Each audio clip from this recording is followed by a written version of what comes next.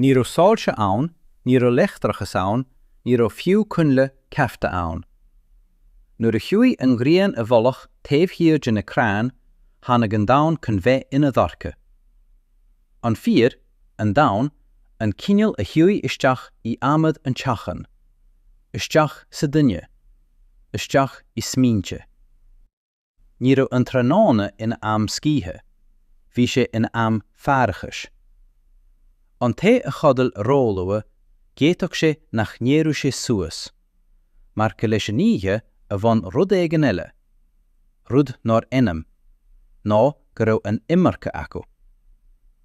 Lár dúine faoin brá, a chuaigh ar an gcíthe agus a thiaidh ina gachlog. Faoin náthóg a tháinig go ciúin mar an ggéa.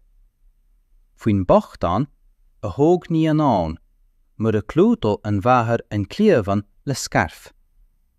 Faoin droch-spiorad a bhí ag fáinneocht ag crossbóthar agus a bhí ag fannacht le duine éigin a rí ródhéamach. Níor chreid gach duine ann, ach bhí acla ar gach duine, mar fiú mar a dúchcaigh anamacha na marbh ar ais. Cén fát an báil a lacha. Fiú mar a raibh an deal ag lorcáil sa chúine den seomra. Cén fát go raibh an sathach briste díreach an sin. Hit an lampa, rinne an madra cuine.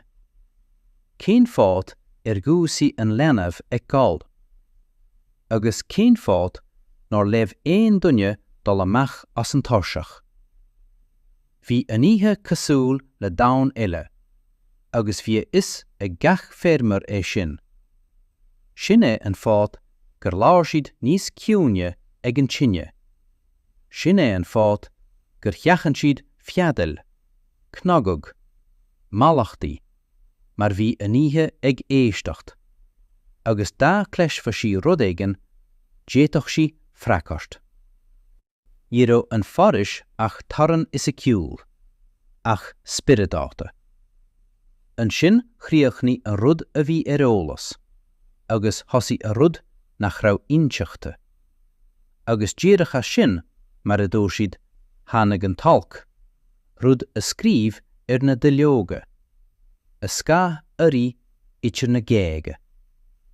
Uaireanta ní raibh ann ach cuine. Uaireanta chúla tú an clisteag de géige briste agus tada eile.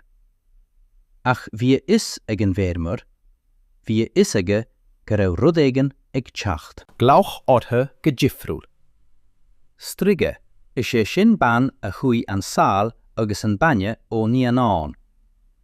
Is sé an bra an tanam ban olc, a chuaigh tríd an bol achar san ihe, agus a chuaigh ar dhíine ar a gcíthe.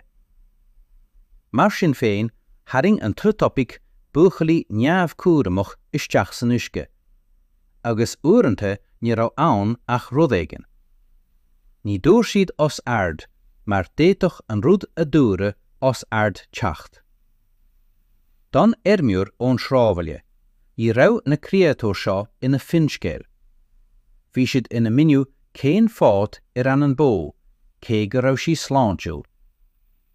Is cínte gur spiorad ón mhara sé sin. Cén fát a bhfuil an leanamh ag uirlachan agus ag déanal marbhí. Béidir go raibh an strige sa teachan? Cén fát nár il an féad a chuaigh chuig an srábhaile cuasamachta san ihe. Béidir gur chail sé a bhealach, ach bhéidir go bhuair rud éigin é. I rá sé seo a méideach.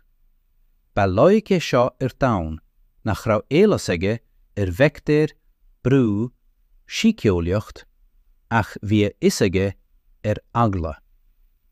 Sin é an fát nár chuaigh éon duine le draim láthreach leis an bhorais. Sin é an fát nár ág siad an leanamh gan duine. Sin é an fát gur chuir siad bain ar thúla na marbh agus cordí ar a gosa. Unas nach dúchcaigh siad ar ais. Mar dá dúchcaigh siad ar ais, ní ré le lámha folamh. Uaireanta húsig dunne a chatal ineke leis an bhaneog le créocht ar a ghálan, agus dúir sé gur a rudagan tar éis sé a scríabog. Agus an sin dí ort dal chuig an septacha, nó isce beamathe a thuairt, nó díreach a bheith ciún, mar ní raibh gach ábhar le dul I teagmháil leis, go háirithe nuair an nach raibh ach dar chadas, agus an foris taobh amuigh den doras. Ní raibh siad ina an dochtúirí, ná ina sagart, ach bhí siad ann dul I cosán an dá cheann. Is mná iad na septachas a raibh is acu luamhanna, padracha, geasa, agus rudagan éile. Rudagan nach raibh is ag éon dunne conas a anamniu, ach bhra gach dunne é. Ní raibh siad ina gcónaí I lár an trábhaile, go minic áitéigean ar an imir, I teach an sáithide le bollag plannaí trumathe agus deataí. Níor thug siad cuide dó féin. Tháinig tú ann nuair a bhí gálat. Leis an lán nach raibh ag callag. Leis an bíon nach raibh ag imeacht. Leis an eagla nach raibh ag ligeanduit marachtáil. Nó leis an malacht, ná réad éon dunne a bhaint. Ní dúirt an septacha go hard. Murmur sí, bheasc sí padracha le focail, nach raibh is ag éon dunne eile. Jumpí sí na cúpán bun os cionn, cha sí isteach sa tinne, cheangail sí snáhanna, agus cha sí salan faoin táiseach. Í raibh is ag éon dunne cat a bhí a dhéanamh aici, ach bhreathnaí gach dunne le dóchas agus le hagla. Ag an nom ceanna, mar gur a bhí an tsedan itir an saol agus an bás, itir an solas agus an dorchadasaí. Uaireanta chabhraigh sí, agus uaireanta ní raibh. Mar ní raibh gachrúd le bent, ní raibh gachrúd le tsemáin deamach.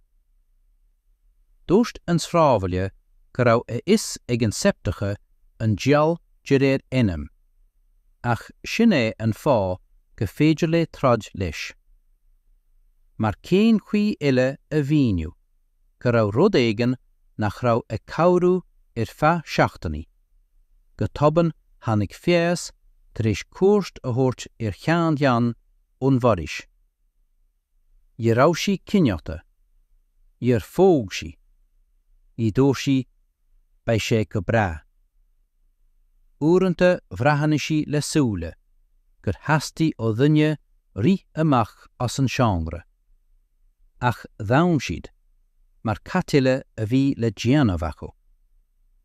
Ní raibh clinicí ann, ní raibh éon áthorcar ann, ní raibh ann achaí. Agus cé go raibh eagla ar go leor acu iarthaí, bhí go leor eile ag buíochas lé ina grí. Mar Mheánaigh an lán sláán, má stop an fear marmh ag teacht ina chablog, má thosaí an banne ag sreibhigh ón gcíthe a ríis. Béidir nach raibh dia a gabhar, béidir í. Uaireanta dimí an septacha féin, fuair sí bás go ciún, ná san oíche cuireadh a teachan trí hinne, mar gheall ar eagla. Go raibh sí ina cúis le an irid sin collar. Go raibh sí ina gcónaí ró fada. Go raibh asúla ró ghéa, ach ní raibh an áit ina diad folamh ar fed I bhab. Bhí duine eile anna gcónaí. I níon, gur in níon nó ban a raibh an imirce aici le dul tríd chun eagla a bheith uirtí roimh uimhreann a thuilg. I rith an lé déadfa gára agus bec, ach nuair a tháinig in oíche, tháinig gach rud chun ciún. Ní mar gheall ar dúirt dhuine éigean. Níor ceartúit feadal, mar haring an feadog spiorad olc. Sin a dúirt na seanóirí, Éon fuam ard agus déiteag rud éigean a bheith le feiceáil faoin bhuineog. Dúirt roinnt daoine gur fadal seanmór óg uair amháin, agus sa níthe sin bhí an bó báite ar an sláire. An é seo cóthurlúint. Béidir, ach níor fatal éon duine eile. Níor ceartúid suaí ar an táiseach. Ba é an táiseach an teireann idir an teach agus an domhan, idir an saváte agus an ionatnid. An té a hí ar an táiseach, d'oscail sé an beabhach, agus ní raibh intin bheith ag gachomam a heastaí dul isteach. Níor ceartúid fágáil sceanamh sáte sa bhard, mar is sé an sceanamh sáte an airg a chanítear san amad. Agus cumann leis an amad, cumann leis na díospóidí, na básanna, an eagla, agus déiteach sé gachrúd a dóirí isteach ann a thuairt ar ais ag an nóméid is lú a raibh súil leis. Níor cuireadh an tarann bun os cionn, mar bhí an tarann neamha. Chéalann sé go ngiompian an teach, go ngiompian an cinneúint, agus béidir go ngiompian an saol. Ba é sin córa. Agus ba bhealaat gan é a bheas faoine luach. Níor canú tar éis dorcha, mar is sé an tárán áthas, agus ní hatsin an ihe le háthas. Bhí an ihe dárara, bagrach, ciún. An té a chan, tharinn sé farag spiorad na marabh, nó a cinneúint féin. Níor fágad an rúsc in aice leis an doras, mar is córa don bheo an rúsc. Go bhfuil duine éigean an seo nach teastiam íana uaí, agus don bharabh gur féidir leo dul isteach. Uaireanta chamaic siad rianta san luach, cé nár chua éon duine isteach. Ní raibh na rialacha seo scríofa in éon leabhar. Ba phríonn sa bhfuil sáiliad, a thar chuirig ó bhéal go béal, ó bháthair go hinnan, ó athair go mach. Ní raibh orta thuiscint. Bhí sé go leor chun clí leis, mar dá mbeadh sé briste uair amháin, ní bheith éon dul ar ais ann. Ní chonnaí an talamh i gcónaí iad siúd a chlúdaí sí. Sin a chréad an srábhaile. Mar ní raibh gach duine marabh ré le imeacht. Ní raibh gach duine básathe go siochananta. Ní raibh glanceontas ag gach duine, agus ní raibh corp glán ag gach duine. Uaireanta allachail siad duine a bhí ag déanamh mearbhí roimh bheas, ag léim, ag rá rudaí aisteacha. An sin dó siad nach mbeadh an tanam ar a suamhneas, go bheidh an corp bás, ach go bhaine an spiorad, go fáinneocht, nó níos measa fós, go dtíochci sé ar ais. Bhí acla ar mhaoine roimh na marabh, ní roimh bheas, ach roimh an méid a tháinig ina dhia. Mar uaireanta thosaigh an leanamh ag cáil i gcónaí ag an am céine. Chúla duine éigean céimeanna ag an doras, cé nár tháinig éon duine, níor heastaí ó na scáhanna i gcónaí an teamhra bogag fiú ag an tine. Braince lobhag ar an túma, córa ailt. Sin é an fád gur uilithí na cart le hacla agus le cruinneas. Níor siad le thuisce fuair, cheangail siad a cosa, chur siad boing ar a súile, únas nach bhéach fatíis. Uaireanta chur siad garlag ina méil, nó chur siad cloch ré sa chángra, chun gú an anama a chur faoi chás, mar dá nóirt an marabh rud éigean tar éis bháis, i rá sé go maith. Bhí acla ar leith orthú roimh na báite agus na crachta. Níor allacha giad seo sa relig. Allacha giad áitéigean an tseran lasmíid an shrábhaile, gan peidir, mar déitug an feidir a thuairt, agus níor hastí a lehéad sa teachan, mar I tháinig sé le beamacht. Tháinig sé le fuair, cionntocht, bás.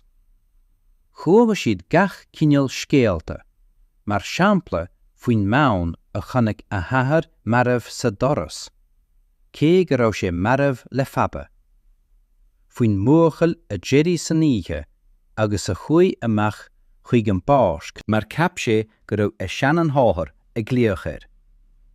Agus an sin fuórta sé rúte faoin seandarach le súla oscailte. Ní chreideann tú. Níor chreid an feirmeoir ach an irid, go dtí gur chonig sé é féin.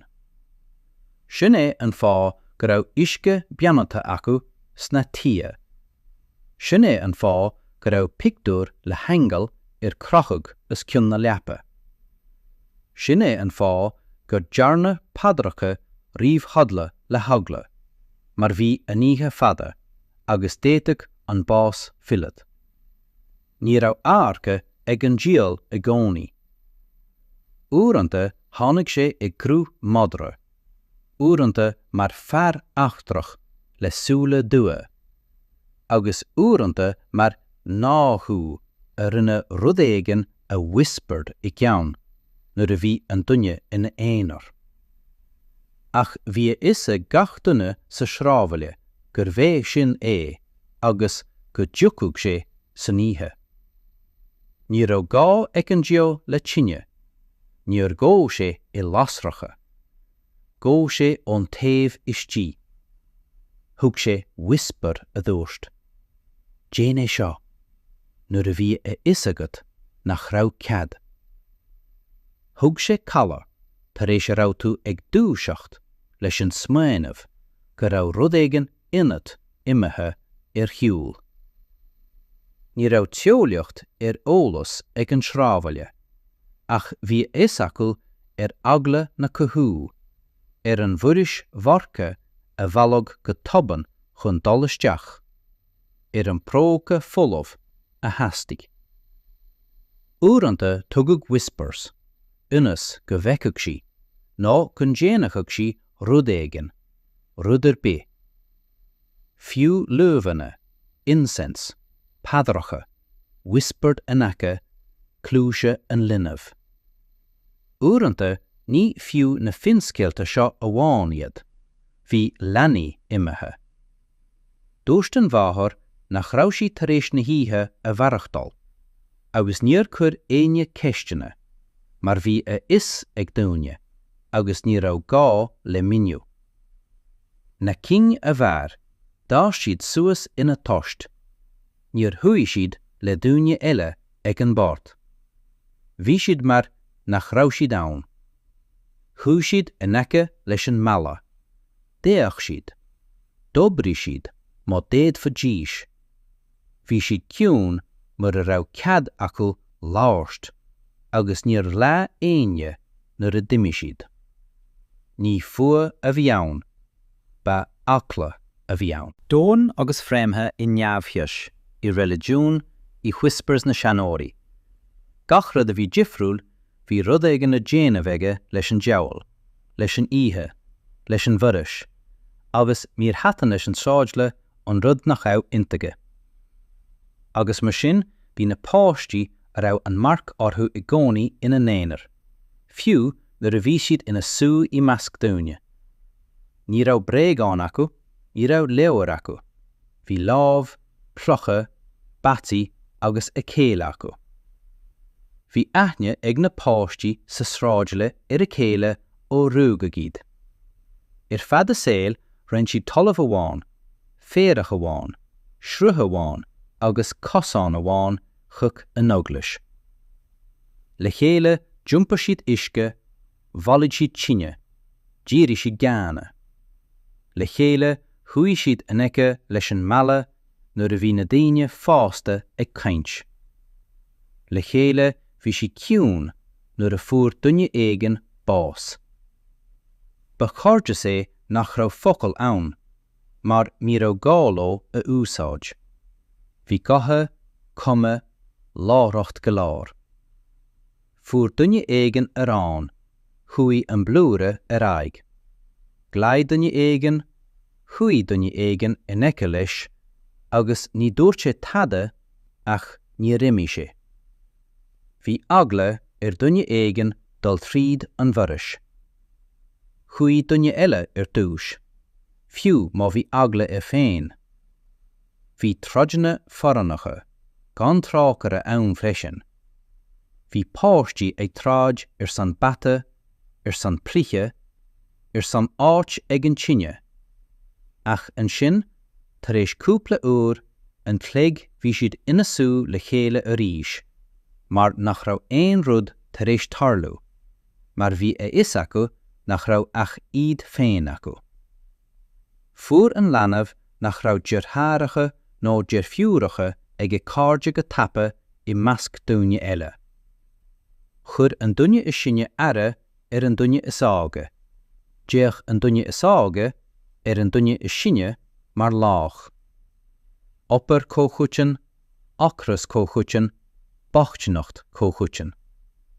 Rinne seo go léir iad a cheangal le chéile in grúpa amháin, neart amháin, uaireanta níos láidere ná an sráidile ar fad. Bhí siad ina bhiníthe ar bhás. Channad siad dechtár ag titim isteach i fearas. Defiúd ag fágáil ina héanaar leis an máthair nó nach dtitceann an tathair ón dloris. Agus níor chuir siad céist cín fád. Chuir siad barógartha, chabhra siad, bhí siad ciún, mar tá is ag an lama freisin caitheinn nach bhfuil sé ceart go leor láist. Uaireanta de mí ceann acu. Fuair bás, deirí tín, de mí le teaghlach go sráidile eile. Agus an sin, bhí an áit olamh le feiceáil san opar, ag an tine ar an gosán sa foris. Agus cártaí sé, fiú mar an nóist éine é. Ní raibh is ag na páistí seo scéalta féirí. Ní raibh is acu an áthas a thucann duine fásta inniu.